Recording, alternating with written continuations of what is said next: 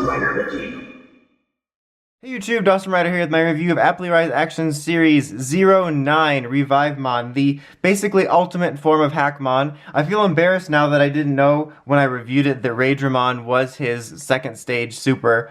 I hadn't got to that point yet, I have now. I haven't gotten to him yet, but I don't know why. Maybe it's just because I'm the dumbest boy in school, but I didn't expect Hackmon to become this awesome dragon. But yeah, this is a very different kit. I mean, I make it sound like it's crazy, but I mean, all the other ones have been very humanoid in various ways, but this is the largest one for sure and the most different. I'm just gonna, you can see in the background, again, really cool box. I'm gonna take it out though because in my Globemon, excuse me, I talked about the Globemon thing in the review, but Globemon, it kept stealing focus, so I didn't want to do it. But so yeah, as you can see, this thing is quite large. It's very different than the others because it's not humanoid. It's a lot bigger, more impressive. It definitely has its problems as well. Again, you can't see the framework. I feel like because it's all big and dragony, it's kind of a lesser thing. I kind of wish, maybe it's in the design in the show and I'm just not thinking about it. I literally saw a picture of it. No, it's not. But I kind of wish this wasn't here. I kind of wish there was like a little piece maybe that could like squeeze in here, like with those little joints that kind of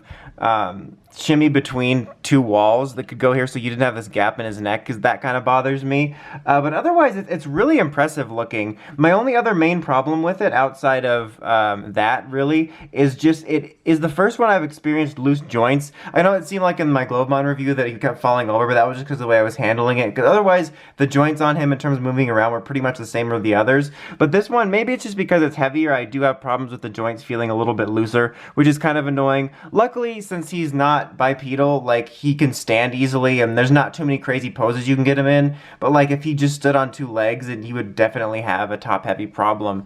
And he definitely has some sort of mechanical looking bits like with the wings and stuff.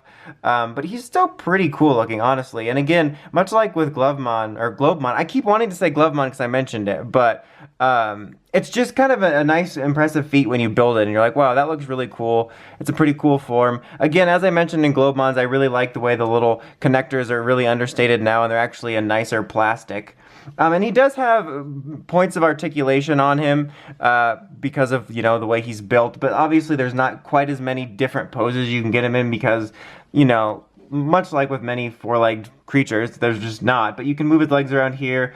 You can swivel this a little bit on his feet. You can move these around here. You can move the wings a little bit because of the platforms that they come out. You kind of slide them out very slightly so you can put the wings on, but I wouldn't move them too much because this wing in particular does have a little bit problems with coming off. You can move his head a little bit here at the base, or at the base in the middle.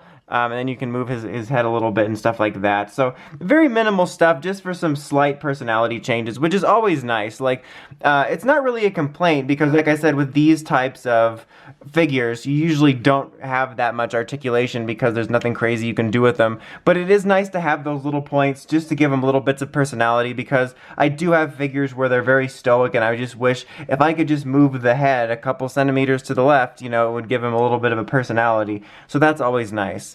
So this is overall a really cool kit. Honestly, there's definitely some problems aside. Keep an eye out for some loose joint problems. And so it takes a little bit longer to build, but actually it has no stickers, which is a huge huge plus, so I'm really happy about that. But if you're a fan of this form, I can recommend checking it out. It's a really impressive, you know, thing for your display or for your collection or whatever. And again, no stickers. It automatically gains 100 points for no stickers. But anyway, I don't think the whole Hackmon line had stickers, did it? So Hackmon's line for the win. Or at least two of them didn't. Well, mostly didn't have stickers. I think it had one. I almost signed out and then we started going on stickers. Anyway, until next time, make sure you don't forget to like, comment, subscribe. Until next time, Dawson Rider, signing out.